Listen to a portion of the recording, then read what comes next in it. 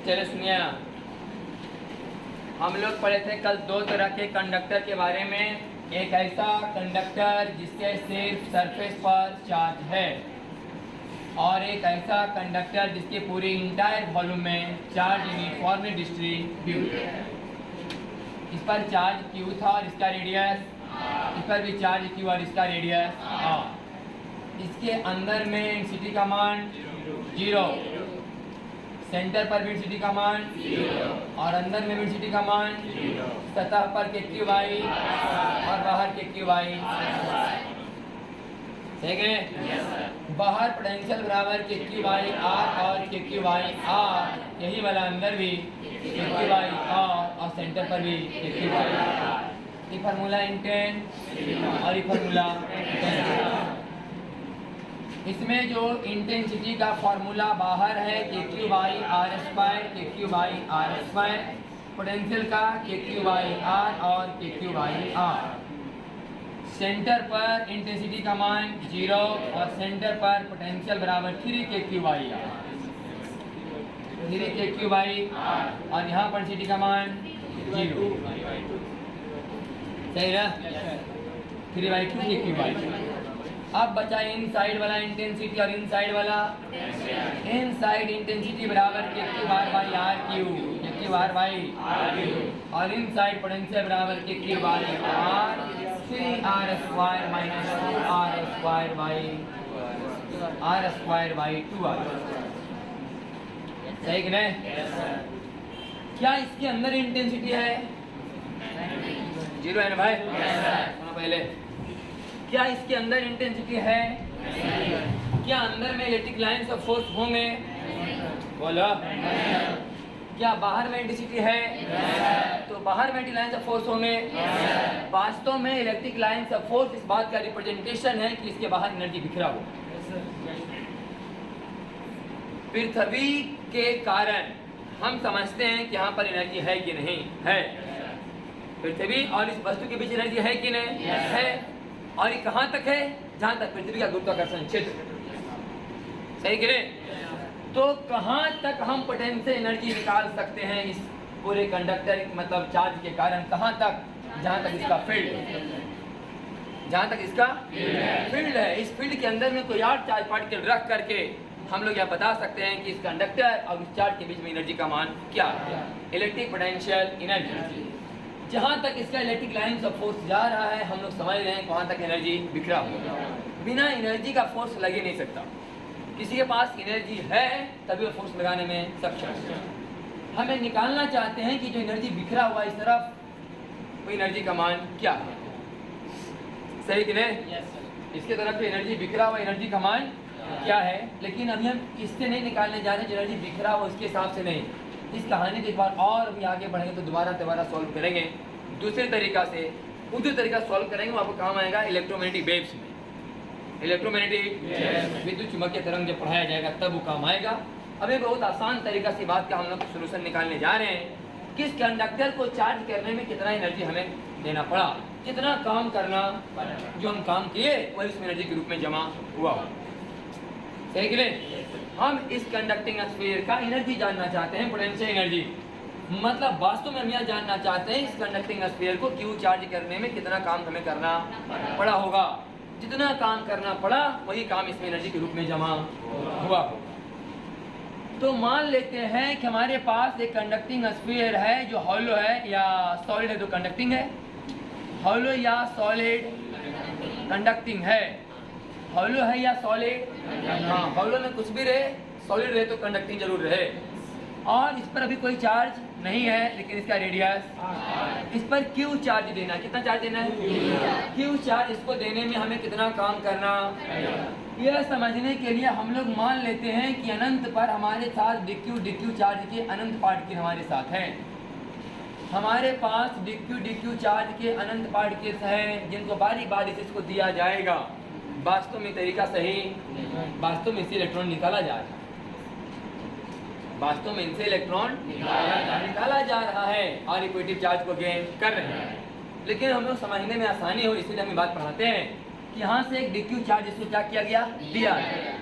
कहाँ से? इन्फिनाइट से। इन्फिनाइट मतलब इसके रेंज के, अगर रेंज के अंदर DQ चार्ज रहेगा तो यहाँ पर चार्ज ऑटोमेटिक इंड्यूस हो जाएगा माइनस DQ। सही कि नहीं? अगर कंडक्टर के रेंज में अगर ये चार्ज रहे प्लस DQ, यहाँ पर ऑटोमेटिक क्या आ जाएगा? Minus DQ। सही कि नहीं? जिसे बोलते हैं इन्फिनाइट से, मतलब इसके रेंज के। तो मान लो कि हमने पहला बार इस पर 1 DQ ला कर दिया। कितना ला कर दिया? 1 DQ ला कर दिया इस गोला पर, ध्यान से समझना। तो 1 DQ इस पर आ गया, DQ पूरा फैल गया। DQ पूरा फैल गया तो इसका पोटेंशियल हो गया अब K/dq/r, फार्मूला समझ आया कि नहीं? इसका पोटेंशियल कितना हो गया? K/dq/r। इसके स्तर पे इसका पोटेंशियल है K/dq/r। कहाँ का पोटेंशियल है इसके? K/dq/r। अब यहाँ पोटेंशियल K/dq/r, यहाँ पोटेंशियल का मान 0, इन्फिनाइट पर। अब अगला बार हम 1 DQ को यहाँ से यहाँ और लाना चाहते हैं तो कितना काम करना पड़ेगा? चार्ज गुने फाइनल पोटेंशियल माइनस, सही कि नहीं? चार्ज गुने फाइनल पोटेंशियल माइनस। तो इस DQ को यहाँ से यहाँ तक लाने में किया गया काम बराबर चार्ज गुने final potential K/dq/r minus initial potential 0 बराबर वर्गडन। पहला बार में 1 DQ को लाने में इतना काम करना। जैसे 1 DQ यहाँ पर आ गया, अब हो गया यहाँ पर चार्ज 2 DQ। अब पोटेंशियल का मान हो गया K/2dq/r। हो गया कि नहीं? K/2dq/r। तो अब K/2dq/r पोटेंशियल पर हम एक चार्ज यहाँ से लाएंगे, सही कि नहीं? अब ये काम करना पड़ेगा DQ गुना K/2dq/r माइनस 0, सही कि नहीं? तो अगला बार पोटेंशियल हो जाएगा K/3dq/r, सही कि नहीं? इस तरह से ढेरों सारे चार्ज लाना पड़ेगा और ढेर बार वर्णन करना पड़ेगा कि नहीं? बुझाया कि नहीं? तो इस तरीका से हर एक बार वर्णन निकाल के हम लोग जोड़ नहीं सकते, ये संभव नहीं है। लेकिन ये प्रोसेस लगातार हो रहा है। लेकिन हम इसको कैलकुलेशन जोड़ के इतना DQ इसमें है, और समझ कि नहीं?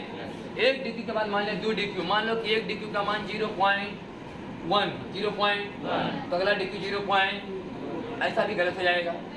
0.1 के बाद 0.2 थोड़ा डायरेक्ट। इसी DQ का मान कितना हमें पता?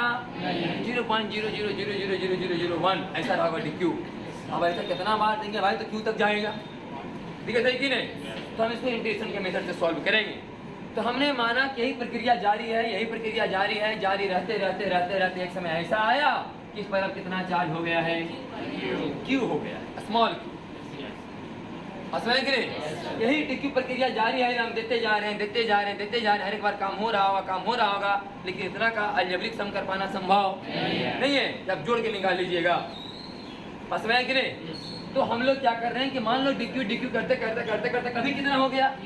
Small Q। अब ये स्मॉल Q चार्ज यहाँ पर क्या है? सब जगह डिस्ट्रीब्यूट है, कितना रेडियस पर? तब यहाँ पोटेंशियल कितना होगा? K/r। अब अगला बार 1 DQ को यहाँ से लाया जाएगा, सही कि नहीं? तो इस DQ को लाने में कितना काम करना पड़ेगा? छोटा सा वर्गडन बराबर DQ गुना KQ/r माइनस 0, सही कि नहीं? तो आ गया DW बराबर KQ/r DQ, KQ/r, और पूरा वर्गडन निकालने के लिए इसका इंटीग्रेशन 0 से, क्योंकि चार्ज कितना देना है? Q चार्ज, सही कि नहीं? हो गया K/r बाहर, Q² का इंटीग्रेशन Q²/2, 0 से लेकर के R तक बराबर KQ²/2। KQ²/2 एनर्जी का फॉर्मूला है, याद रहे एकदम। KQ²/2 धीरे धीरे फॉर्मूला कंडेंसर में भी काम आएगा। क्या हुआ? 0 से Q, 0 से तो KQ²/2, सही कि नहीं? एनर्जी का फॉर्मूला। एनर्जी कहाँ है? बोले गोला का बाहर बिखरा हुआ है। जहाँ तक इलेक्ट्रिक लाइन से फोर्स जा पा रहे हैं वहाँ तक एनर्जी क्या है? फैला, सही कि नहीं? जहाँ पर हम इलेक्ट्रिक लाइन से फोर्स दिखा रहे हैं वास्तव में एनर्जी का रिप्रेजेंटेशन है कि जहाँ तक आप लाइंस दिखा रहे हैं वहाँ तक में एनर्जी बिखरा हुआ है। तब तो यहाँ तक क्षमता है उसका बल लगाने का, तो ये एनर्जी है कि क्यू स्क्वायर बाई। क्लियर हो गया ये? अगला दूसरा वाला गोला का मिटाएं इसको, नीचे वाला गोला का कराएंगे। अब जो पूरा का पूरा क्या था, यूनिफॉर्मली चार्ज पूरा अंदर तक रो वाला,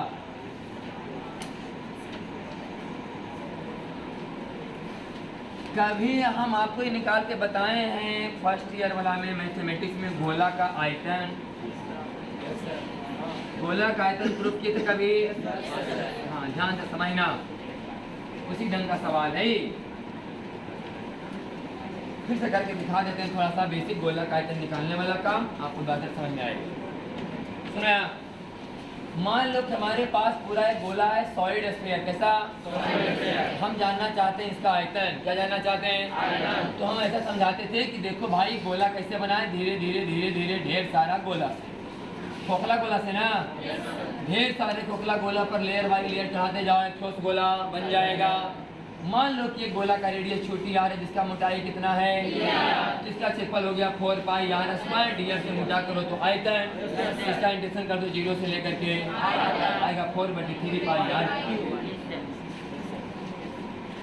4/3 पाई आर। ऐसे हम लोग गोला का आयतन निकाल के दिखाते, सही नहीं? ये सब काम आएगा, तेरे सवाल अब हार्ड होंगे। यहाँ से सब सवाल कंपटीशन बेस्ड का होगा, कोई 12th तो खिलाने वाला सवाल नहीं। ध्यान सुनो यहाँ, तो हम यही काम करने जा रहे हैं। हमारे पास इस सॉलिड कंडक्टिंग नहीं, मतलब नॉन कंडक्टिंग सॉलिड स्फीयर है, इसके अंदर में चार्ज कितना है और रेडियस, हम ही जानना चाहते हैं इसको चार्ज करने में कितना हमें काम करना पड़ा, ये ना, इसे इतना चार्ज देने में, क्यू चार्ज देने में कितना काम करना पड़ा। तो हम बताए कि हमारे पास ना कि गोला बनाने के लिए क्या था कि ढेर सारा खोखला गोला था, एक खोखला गोला छोटा सा, एक खोखला गोला इससे, एक खोखला गोला इससे, इसी तरह से बारी बारी से हम दूर दूर से गोला लाते गए और इस पर सरियाते गए, बस में कि नहीं? तो मान लो सबसे पहला बार एक खोखला गोला यहाँ पर हम रख दिए, सही है? इसी तरह से खोखला गोला और रखे, खोखला गोला और रखे, इसी तरह से खोखला गोला ला के रख रहे हैं। और ये हर एक खोखला गोला क्या है? चार्ज है ना, चार्ज पैक होते जा रहा है। हर एक खोखला गोला क्या है? चार्ज। इसी तरह से रखते जा रहे हैं, रखते जा रहे हैं, और हर एक बार काम निकालना संभव। तो मान लो कि रखते रखते रखते रखते यहाँ तक पहुँचे, रखते रखते रखते रखते हम लोग यहाँ तक पहुँच गए कि आर त्रिज्या का गोला हम लोग तैयार कर चुके हैं। जब हमें तैयार करना है बड़ी आर त्रिज्या, समझ रहे कि नहीं? हमें मेन गोला तैयार करना है कैपिटल आर त्रिज्या का, जबकि हम छोटा गोला पर गोला मतलब हॉलो स्फीयर पर हॉलो स्फीयर रखते जा रहे हैं, और इसी तरह से रखते रखते कितना तक का? स्मॉल आर तक का गोला हम लोग तैयार। तो बताओ इस अभी तक हमने कितना चार्ज को जमा कर लिया है? तो चूंकि 4/3 पाई आर क्यू में क्यू चार्ज है, तो एक आयतन में Q/4/3 pi are Q charge होगा। चूंकि इसकी त्रिज्या r है इसलिए 4/3 पाई आर क्यू में Q/4/3 पाई आर क्यू गुना 4/3 पाई, 4/3 पाई से 4/3 पाई बराबर Q/r/Q, जिसे हम लोग स्मॉल क्यू का नाम फिर से देते हैं, समझ कि नहीं? मान लो कि हमने गोला पर गोला खोखला गोला रखते रखते इतना गोला तैयार कर लिया जिस पर चार्ज कितना है? क्यू। इसे बताते ना अभी कि डिक्यू डिक्यू डिक्यू डिक्यू जमा करते करते करते करते हमने छोटा चार्ज बना लिया। उसी तरह से हॉलो स्फीयर जमा करते करते हमने कितना बना लिया? अब इसका पोटेंशियल बोलो कि Q/r, इसका पोटेंशियल बोलो कि Q/r की बड़ी आर, Q/r छोटी आर। अब इस पर आने वाला है अगला गोला, है कि नहीं? ला तो नहीं ना बार बार? इस पर आने वाला कौन है? अब अगला गोला हम इस पर लाने जा रहे हैं, ध्यान से दिखा रहे हैं यहाँ पर। इस पर जो गोला चढ़ने वाला है वो गोला यह है, इसका रेडियस कितना है और मोटाई कितना है? दिया। अब इस पर ही लैंड करेगा, सही कि नहीं? जिस तरह से गोला पर गोला रखने जा रहे हैं, अभी रखाएगा किस पर? इस पर। सही कह रहे हैं? तो इस पर भी तो चार्ज होगा। समझ आ रहा है कि नहीं? ये भी एक हॉलो स्फीयर है, हॉलो स्फीयर है, जिसका रेडियस कितना है? r plus D R. r plus अब r थोड़ा सा बड़ा रहेगा तब ना चढ़ेगा इस पर। बस में है कि नहीं? r वाला तो चढ़ ही गया, r त्रिज्या वाला गोला तो यहाँ पर आले, अब r प्लस डी आर वाला आ रहा है। बस में है कि नहीं? तो r प्लस डी आर वाला आ रहा है, तो हम इस पर कितना चार्ज मान लें? बोले इसका आयतन, बोले इसका आयतन 4 पाई r स्क्वायर डी आर। इसका आयतन क्षेत्रफल गुने मोटाई बराबर आयतन, अब आयतन गुने रो बराबर 4। सही कि नहीं? इसका नाम क्या लिखा गया? क्यू। माने यही चार्ज इस पर आने वाला है, यही चार्ज अब इस पर आने वाला है। कहाँ से? इन्फिनाइट से, जहाँ पोटेंशियल का मान क्या रहा होगा? 0। वहां से यहाँ पर आने वाला है 0 पोटेंशियल से आने वाला है क्यू बाई आर पर। कितना चार्ज? D Q. तो 4 पाई r square D R Q बटा 4/3 पाई r। सही है कि नहीं? हम निकाल लेते हैं वर्क डन। तो वर्क डन बराबर 4 जो आ रहा है 4 पाई से 4 पाई, 3 कहाँ चला जाएगा? 3r square D R Q बटा r क्यू, अब गुने के क्यू बाई r माइनस 0। यहाँ क्यू का मान रखी दो तो क्यू आर क्यू बटा आर क्यू। सही कि नहीं? और यहाँ से क्या कटेगा? ये मिला, एक आर से एक आर। सही है? तो 3 के क्यू स्क्वायर 3 के क्यू बटा आर का पावर और 3 और 1 का 5/5। अभी 4 लिखते हैं।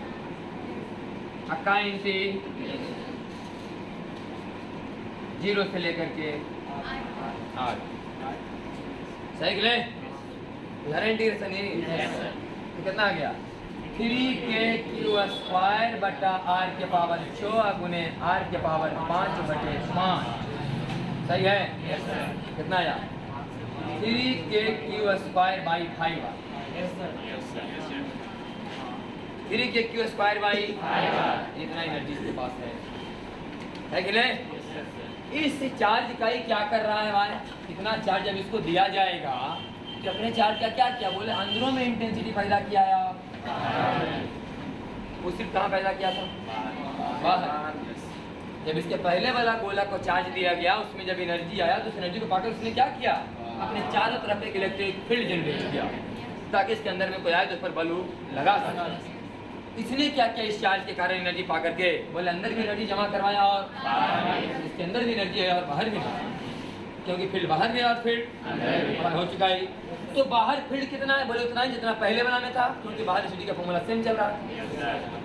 गोला के सरफेस पर चार्ज हो चाहे गोला के पूरे इंटायर वॉल्यूम में चार्ज हो, बाहर इंटेंसिटी के फॉर्मूला में कोई चेंजिंग नहीं आया। इसका मतलब जितना एनर्जी इसमें बाहर की ओर डिस्ट्रीब्यूट है उतना एनर्जी इसमें बाहर की ओर डिस्ट्रीब्यूट है। मैंने के क्यू स्क्वायर बाई 2 आर, के क्यू स्क्वायर बाई 2 आर। और पूरा एनर्जी कितना इसमें है?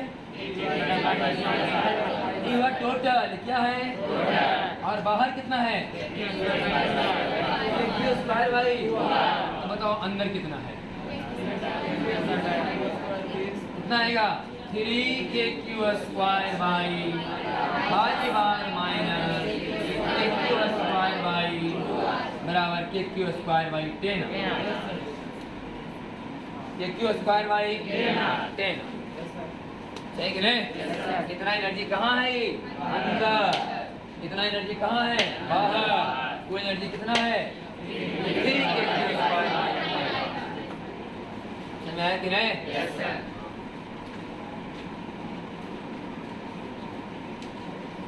हो गया कहाँ तक?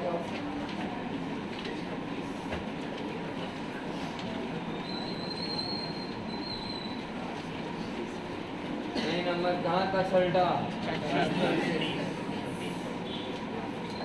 36 तक। 36 क्लियर हो गया? ये सिंपल हार्मोनिक मोशन जैसा सवाल है ना। अब सिर्फ सवाल ही सवाल है इतना पेज में। मैं कहले जो थ्योरी था कहानी मोटा मोटी यहीं तक है, बाकी हम लोग सवाल बना रहे हैं आपसे।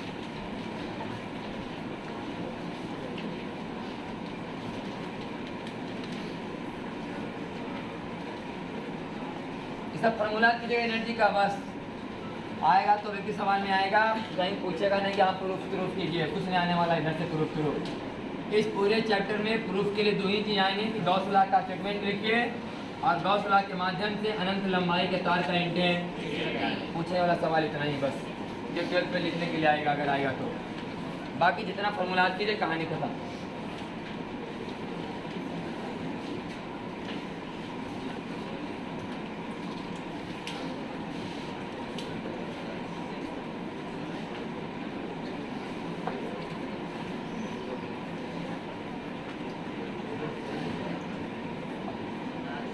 सवाल में लिखा हुआ है कि एसएससी सॉलिड कुछ लिखल है, एसएनसी लिखो, क्या लिखो?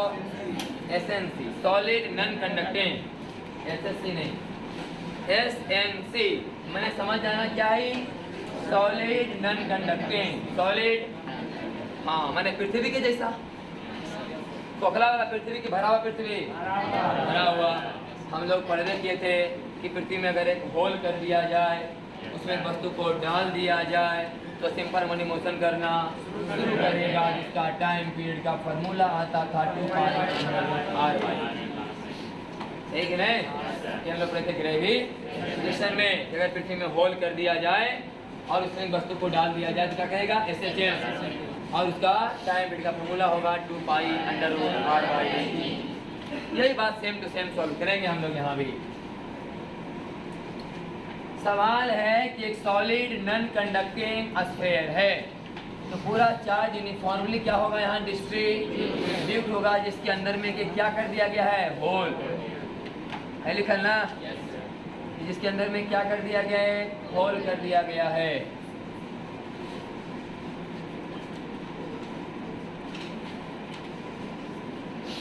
और इस पर लिखा हुआ है कि चार्ज पूरा कितना है?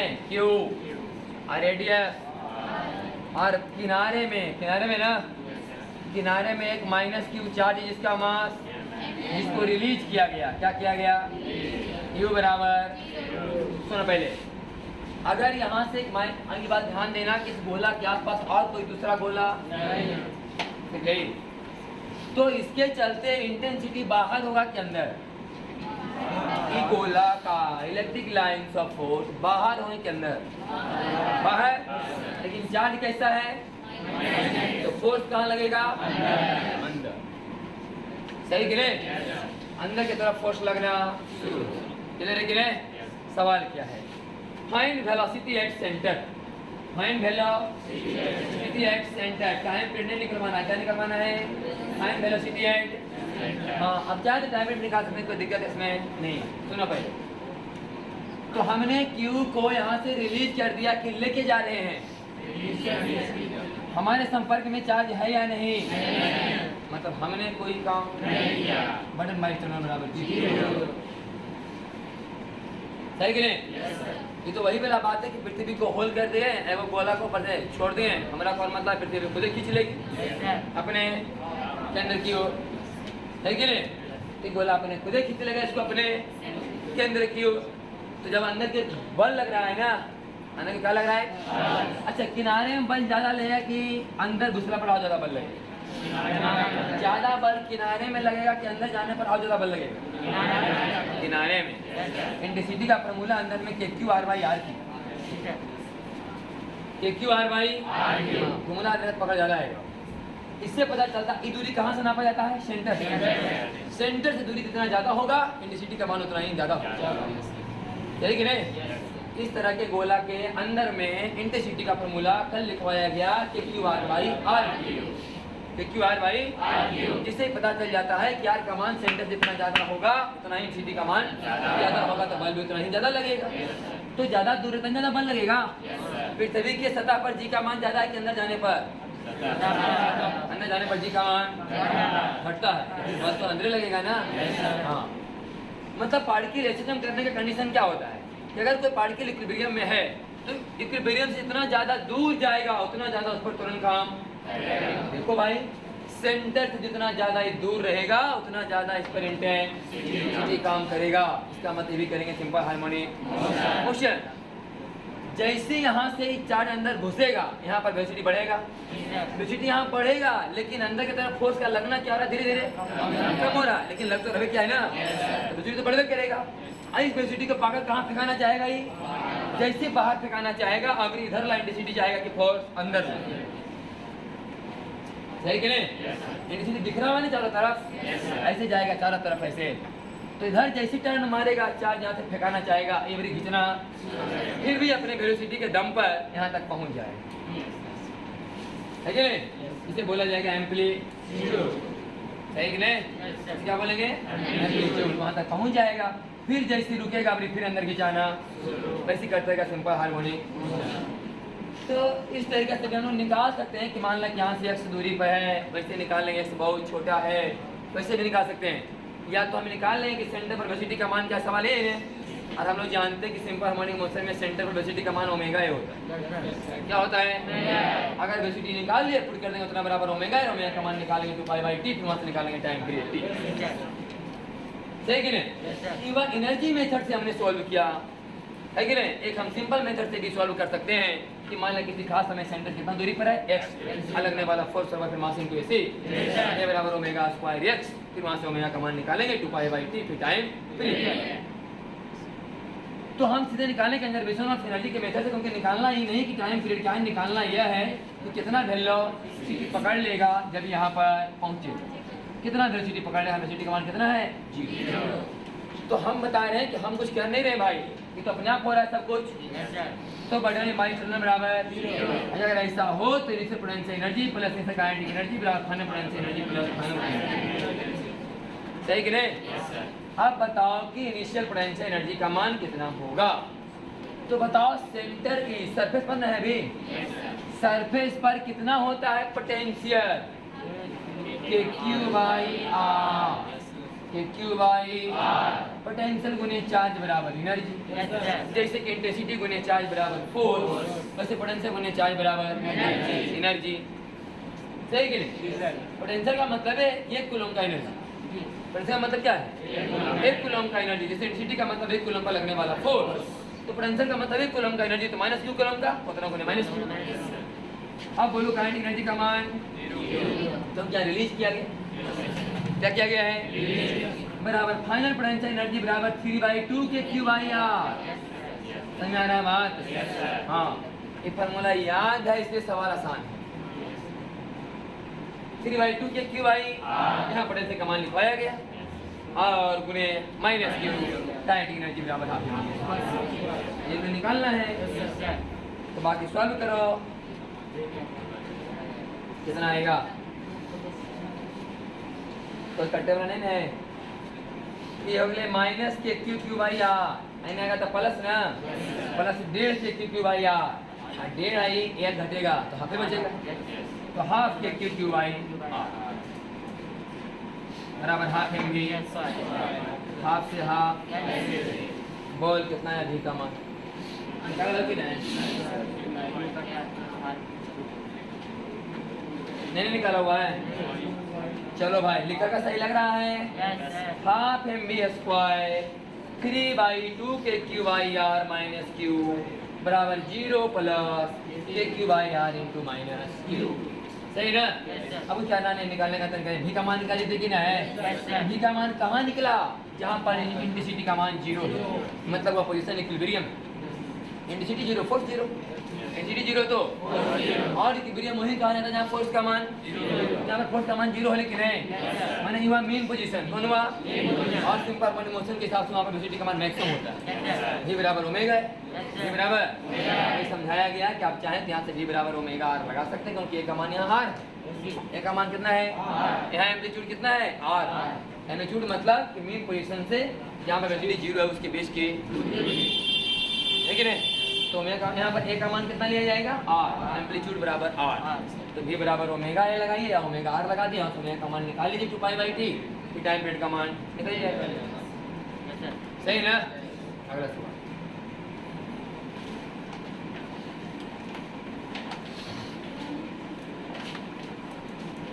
फिर सॉलिड नॉन कंडक्टिंग स्फीयर है ना। और लिखा गया कि फाइंड मिनिमम वेलोसिटी एट ए, कितना मिनिमम वेलोसिटी यहाँ दिया जाए ए बिंदु से। ध्यान से सुनना, इस बार भाईबा प्लस क्यू चार्ज है, माइनस क्यू चार्ज नहीं है। माइनस क्यू है, हाँ प्लस क्यू है ना। कर कितना मिनिमम वेलोसिटी इस प्लस क्यू चार्ज को दिया जाए, क्योंकि माइनस क्यू का वेलोसिटी देने का जरूरत नहीं, अपने खींचा गया। लेकिन चूंकि प्लस क्यू है तो इसको तो रिपेल न करेगा, इलेक्ट्रिक क्या करेगा, इसको रिपेल करेगा, इसलिए हमको जबरदस्ती फेंकना होगा इसको। तो कितना वेलोसिटी यहाँ पर दिया ताकि ये कहाँ पहुँच जाए। Find minimum velocity at A for which it पहुँच जाए कहाँ, बी पर। सही कि नहीं। सवाल है कितना मिनिमम वेलोसिटी यहाँ से दिया जाए ताकि कहाँ पहुँच जाए। तो देखो मेन समझने वाली बात यहाँ लिखा हुआ है, सब नीचे सोल्यूशन में है निकालना कि देखो भैया बी तक पहुँचावे नहीं पड़ तो खाली सेंटर तक पहुँचा दे, उसके बाद तो अपने फील्ड ढकेल देगा उधरे। सही कि नहीं। तो सवाल ही नहीं सोल्व करना कि बी तक पहुँचाया जाए, सवाल यही सोल्व करना है कि सी तक पहुँचाया। कंजर्वेशन ऑफ एनर्जी ए और बी के बीच लगाना है, ए और सी के बीच लगाना पड़ेगा कंजर्वेशन ऑफ एनर्जी, क्योंकि सी को जैसे ही पार करेगा तो फिर इंटेंसिटी सपोर्ट करना शुरू कर देगा, खुद ही वहां तक पहुंचा दे। सही कि नहीं। तो सवाल फिर वही बना, कितना वेलोसिटी दिया जाए ताकि कहाँ पहुंच जाए, सी लिखा हुआ नीचे। सी तक पहुंच गया तो बी तक खुद ही चले जाए। सही ना। Apply conservation of between a and c. तो ए पर तो भाई वही वाला होगा ही, बोल कि क्यू बाई प्लस क्यू गुना होगा यहाँ पर half M B square, half M B. Center पर पोटेंशियल बराबर तो ही वाला होगा और यहाँ वाला जीरो। अभी कहानी उल्टा होगी, अभी काइनेटिक एनर्जी वहाँ है, यहाँ वेलोसिटी का मान जीरो। बस पहुँच जाना चाहिए, वेलोसिटी बचे या कोई दिक्कत नहीं इसके बाद। अब यहाँ से फिर निकालो किसका मान वैल्यू, समीकरण देखो लिखा हुआ है half M B square plus Q by R into small Q बराबर zero plus 3/2 K Q by R into Q. Clear ना। ये सब सवाल है कंजर्वेशन ऑफ सब एनर्जी का सवाल है, जैसे मतलब वर्क पावर सवाल इसे भी।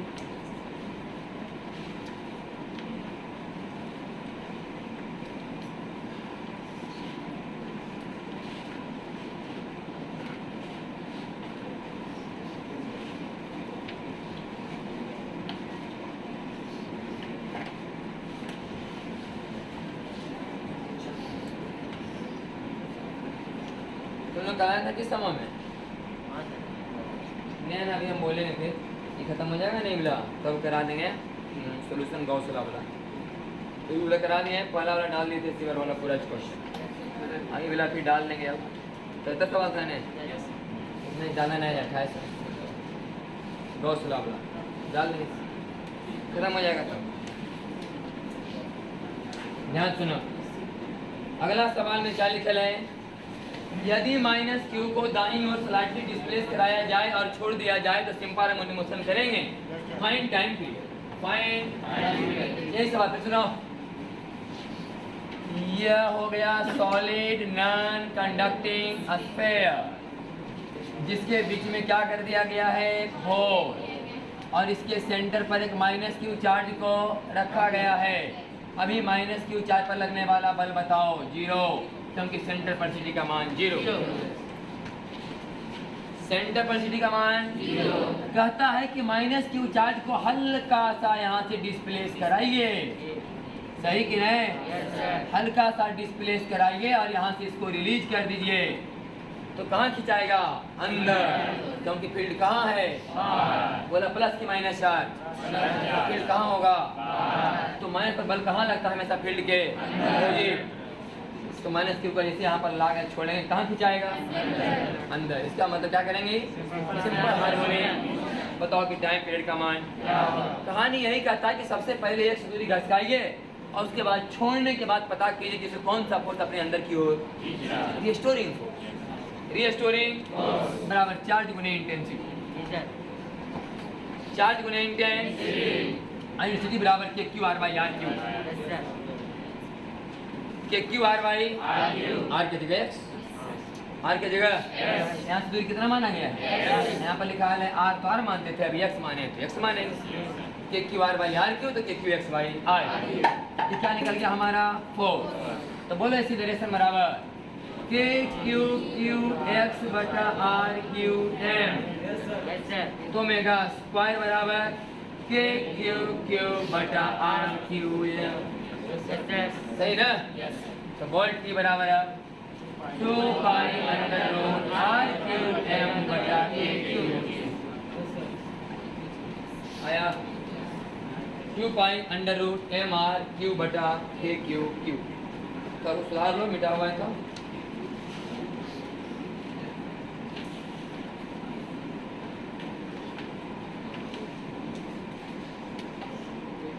अगला जो सवाल कराने जा रहे हैं हम पेज नंबर 38 में, ये भी सवाल ग्रेविटेशन में कराया गया था।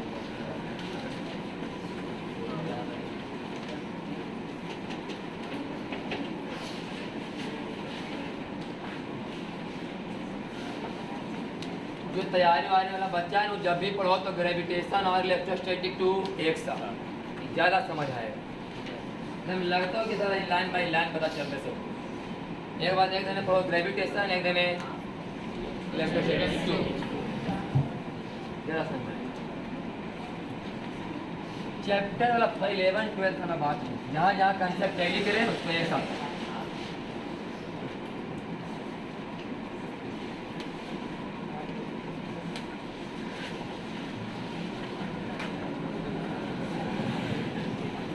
अगला सवाल देखिए, हाँ फिर से वही सॉलिड नॉन कंडक्टिंग स्फीयर, इसके अभी बीचों बीच सेंटर से होल नहीं किया गया है। हाँ इसका एक कॉर्ड है जीवा है लिखा हुआ ना, ऐसे यहाँ होल किया गया, बीचों बीच सेंटर में होल नहीं किया गया, यहाँ होल किया गया है। सॉलिड नॉन कंडक्टिंग स्फीयर है, चार्ज इसका क्यू रहा होगा, रेडियस अपना इसका आर रहा होगा, ये रेडियस आर है, ये भी रेडियस कितना है आर है, आई दूरी आर वाई 2 दे लो, आर वाई 2, यही सब वाला ग्रेविटेशन में था आर वाई 2 है बना। आर वाई 2 दूरी पर एक होल कर दिया गया है। अब यहाँ पर क्या रखा जाएगा, एक माइनस जिसका मास कितना है m। सवाल है कि यदि माइनस क्यू को दाईं ओर स्लाइटली डिस्प्लेस कराया जाए और छोड़ दिया जाए तो इसे हम करेंगे फाइंड इट्स टाइम। आंसर है करेंगे कि नहीं करेंगे, बात समझने वाली बात है। क्या इस माइनस क्यू चार्ज यहाँ रखा हुआ है, यहाँ इंटेंसिटी ऐसे काम करता होगा? नहीं, यहाँ ऐसे यहाँ ऐसे यहाँ ऐसे ऐसे ना, तो बल्ब कहाँ लगता होगा? तो ऊपर थोड़े में जाएगा, ऊपर जीते तो दीवार है ना भाई, अंदर में एक होल है, मतलब ऊपर दीवार है, रेस्ट्रिक्शन है जाने वाला। हाँ कभी कभी इसमें फ्रिक्शन ट्रिक्शन का सवाल न्यूटन का मोशन पढ़ाएंगे तब, तो चार्ज की कहानी भैया उसमें इतना बात होने वाला नहीं है। सब रहता है न्यूटन का मोशन में, ग्रेविटेशन में, कि इसमें जब ऐसे इसको लेके आएंगे तब ये बल्ब कहाँ लगेगा? नहीं देखो बाहर नहीं लग रहा बल्ब, बल्ब कहाँ लग रहा है? अंदर, क्योंकि चार्ज नेगेटिव है ना। इंटेंसिटी कहाँ है? प्लस चार्ज, इंटेंसिटी कहाँ है? और चार्ज कैसे आई? तो बल्ब कहाँ लगेगा? यहाँ दबाव पड़ता होगा एकदम। अगर कोई जबरदस्ती यहाँ पर बोले कि फ्रिक्शन फ्रिक्शन है तो ऊपर सवा एक नॉर्मल रिएक्शन की तरह काम करना शुरू कर, है कि नहीं? अगर इस माइनस क्यू चार्ज को एक बड़ी मान लो कि बड़ी है, इस पर माइनस क्यू चार्ज है, तो ही इलेक्ट्रिक फील्ड कारण बल्ब कहाँ लग रहा होगा? उस पर नीचे। फील्ड कहाँ की ओर है? यह प्लस की माइनस, फील्ड कहाँ होंगे? तो माइनस की पर बल्ब कहाँ लगा? फील्ड के अपोजिट, फील्ड के अपोजिट, तो बल्ब कहाँ लगा? कितना? Minus Q E, minus Q E, और ई का मान कितना होगा? K Q R by R Q, K Q R by, जहाँ का मान होगा आर बाई 2, हाँ का मान होगा आर बाई। तो पूछे अभी माइनस क्यू पर कितना बल लग रहा है? बोले माइनस क्यू पर इतना बल लग रहा है कि नहीं? इतना बल अभी लगा रहा है इस पर, कहाँ की ओर? नीचे की ओर। तो इससे क्या मिलेगा? नॉर्मल। अगर यहाँ पर चलाने वाली बात करें तो फ्रिक्शन की तरह काम करना शुरू करेगा, फ्रिक्शन बराबर म्यू गुने नॉर्मल। बात का बात इस पर हम नहीं जाने हैं, लेकिन ये बात तो क्लियर है कि इस पर भी बल ना इधर लग रहा है ना कहाँ लग रहा है? हाँ, इसका मतलब इक्विलिब्रियम क्या है? इक्विलिब्रियम संतुलन में है कि नहीं? इसके हिसाब से संतुलन में है कि नहीं? इधर बल लग रहा है, इधर हाँ, लेकिन नीचे आएंगे थोड़े ना, नीचे लगेगा बल, नॉर्मल रेजिस्टेंस मिलेगा, दोनों बैलेंस है। लेकिन जैसे ही -q चार्ज को हल्का सा डिस्प्लेस करा दिया जाएगा, जैसे यहाँ कितना डिस्प्लेस कराया जाएगा? मान लो यहाँ आ गया -q चार्ज, अब बल ऐसे लगेगा, सही कि नहीं? क्योंकि इंटेंसिटी का डायरेक्शन अब ऐसा रहा होगा, यहाँ इंटेंसिटी ऐसे था ना, यहाँ इंटेंसिटी ऐसा था, यहाँ इंटेंसिटी ऐसे है, तो बल रहेगा हमेशा इंटेंसिटी के अपोजिट, सही कि नहीं? अच्छा, अभी चार्ज कितना दूरी पर है सेंटर से? r नहीं, x² + r/2 के होल स्क्वायर, सही कि नहीं? अभी चार्ज -q यहाँ से कितनी दूरी पर है? जा रहा है कि नहीं? ये वाला दूरी कितना आएगा? ये r बराबर ना x² + r/2 के होल स्क्वायर का। तो बताओ यहाँ पर बल कितना लगा? बोले चार्ज गुने इंटेंस KQR बटा RQ, सही कि नहीं? इतना बल यहाँ लगेगा ना, ऐसे लगेगा, समझा कि नहीं? इस बल के दो कंपोनेंट होंगे, अगर इक्वल कितना मान लिया जाए? इधर F, इधर F sin theta normal reaction देने में चला जाएगा, और F cos थीटा फिर से रिटर्निंग खींच के, सही कि नहीं? तो कौन कराएंगे इससे चेम? F cos sin theta, F cos theta, अभी हमने क्या निकाला? मात्र F, अब निकालेंगे F cos थीटा, तो F cos थीटा F बराबर QKQ √x² + r² बटे 4 बटा cos थीटा बराबर आधार बटे कस,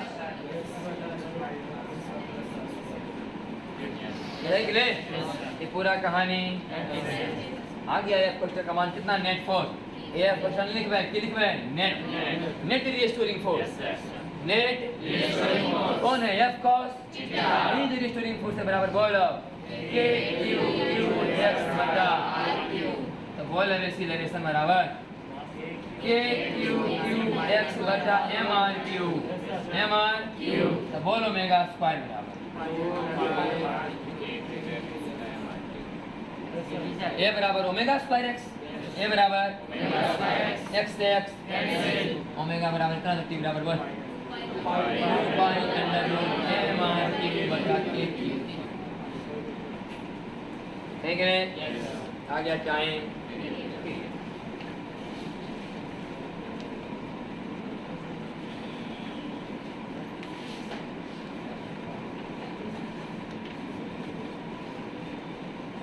इसका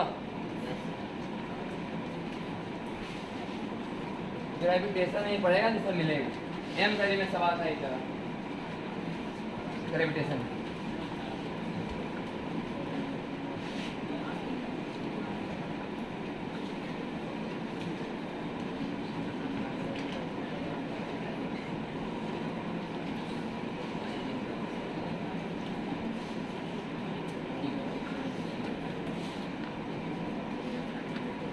ऐसा 12th क्लास में आने वाला नहीं है, बस आराम से सीखिए, समझ।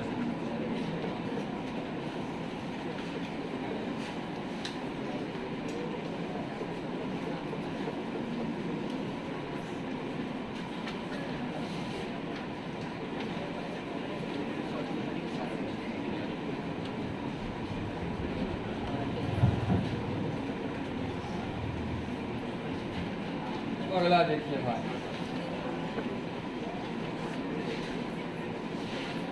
बेसिक बात कुछ पढ़ाया जा रहा है, आगे कुछ अच्छा मतलब होगा क्वेश्चन, उसका बेसिक पॉइंट है। पहले आपको भी लगे सवाल है, लेकिन बड़ा सवाल का ना छोटा सा सवाल है, पहले उसे 2-4 को पहले खूब कराया गया है ताकि छोटा सवाल क्लियर हो जाए, तो फिर बड़ा सवाल में हम लोग आए। तो छोटा सवाल नहीं कि बड़ा सवाल का बाद में जाके हिस्सा बन जाएगा। सिंपल सवाल एक है कि मान लिया जाए एक सॉलिड नॉन कंडक्टिंग स्फीयर, इसका वॉल्यूम चार्ज डेंसिटी का मान कितना है, रो नॉट कूलम्ब पर मीटर। तो बताओ इसका चार्ज कितना आया, अगर त्रिज्या का मान कितना हो r, इसके अंदर में चार्ज कितना होगा, तो सब बता सकता है कि 4/3 पाई r क्यूब रो नॉट। आसान है कि इसमें कोई दिक्कत नहीं।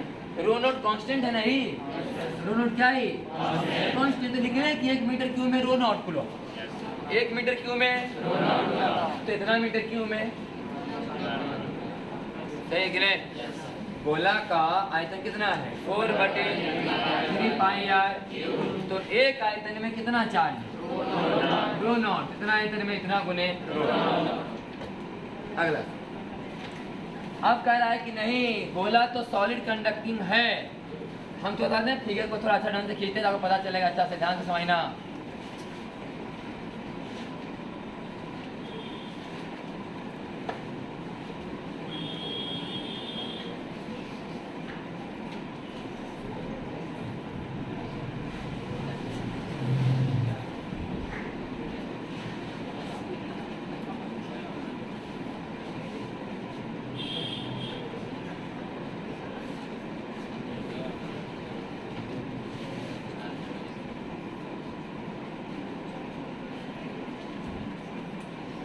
एक ऐसा गोला है जिसके इधर न समझो, हम इसको द्रव्यमान की भाषा में पहले समझाते हैं। इसकी भाषा में कि मान लिया जाए कि पहले सेंटर में हम लोग डाल दिए भुस्सा, क्या डाल दिए, भुस्सा के बाद एक लेयर और डाले थोड़ा सा उससे ज़्यादा डेंसिटी वाला, तो उसके बाद थोड़ा सा और डेंसिटी वाला, ऐसे करते करते गोला हम बनाए, समझे कि नहीं।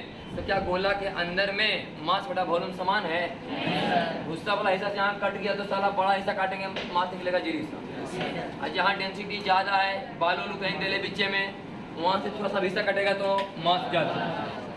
बस में कि नहीं, चार्ज का डिस्ट्रीब्यूशन कुछ ऐसा ही है। इसके अंदर में लिखा गया है कि रो बराबर रो नॉट आर कूलम्ब पर मीटर, माने जैसे जैसे त्रिज्या दूर जा रहा है वैसे वैसे चार्ज बटा वॉल्यूम का मान भी बढ़े।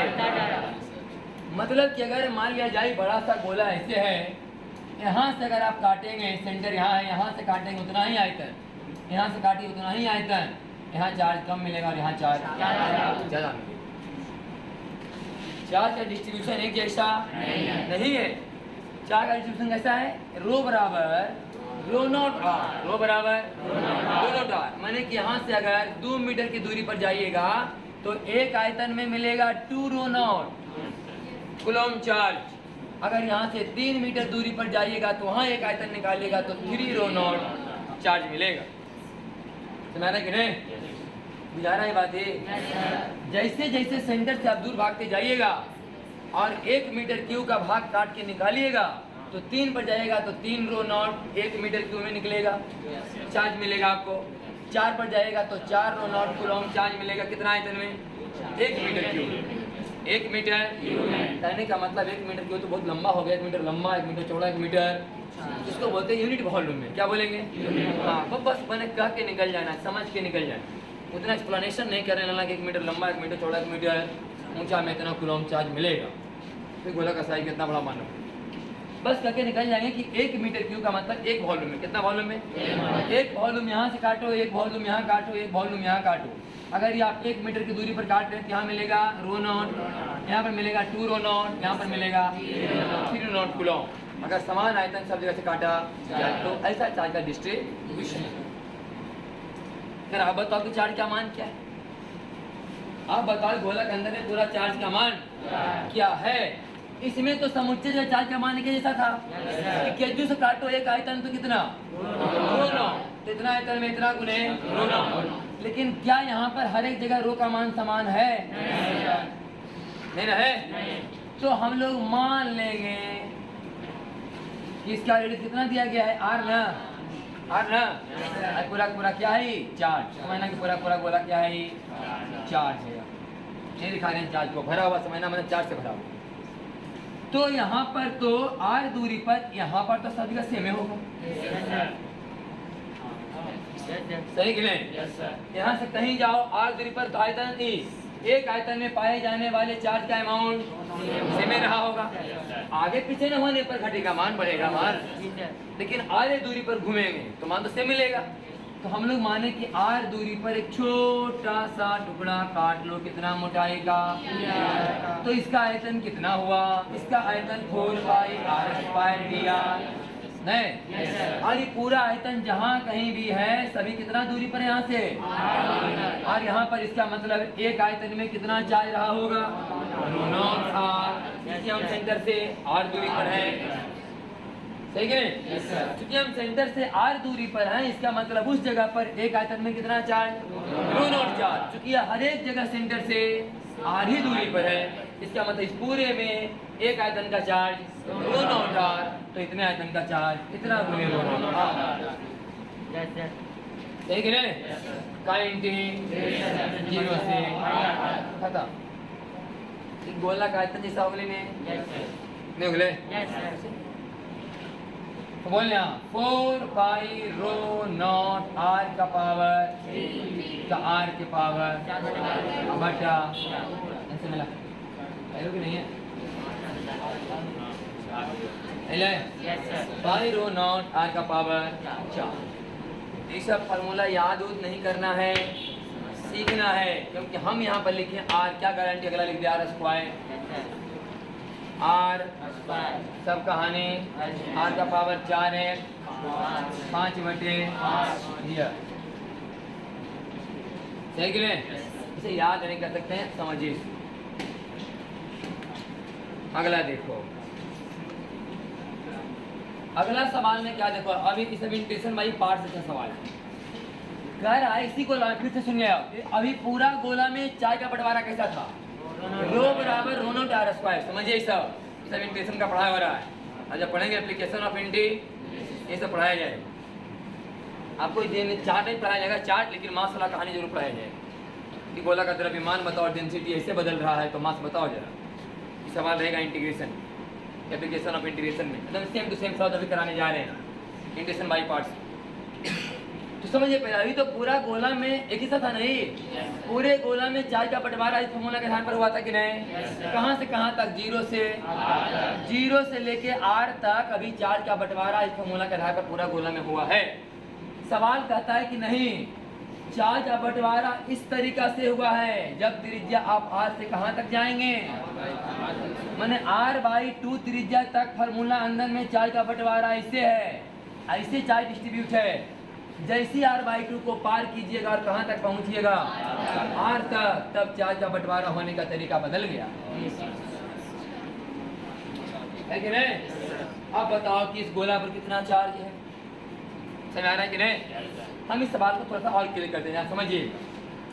हम जरा बड़ा सा गोला बनाते हैं, ईमान की यहाँ तक दूरी कितना था r/, और यहाँ तक दूरी कितना है r, ये मेन त्रिज्या कहाँ तक r। तो इसके अंदर का सॉल्यूशन जो होगा वो तो इसके हिसाब से होगा, तो कहें यहाँ पर लिखो रो नॉट r, रो नॉट और इंटीग्रेशन कहाँ तक करो, समझ आया कि नहीं? अभी था रो नॉट r नहीं था, अभी भी सवाल क्या था यहाँ पर, रो नॉट r, लेकिन वो पूरे r तक था, कहाँ तक था, अब कहाँ तक है, तो वही बात तो की नहीं, फिर से खाली रो नॉट r, यहाँ की इंटीग्रेशन 0 से r/, चार्ज कहाँ तक निकला, यहाँ तक का।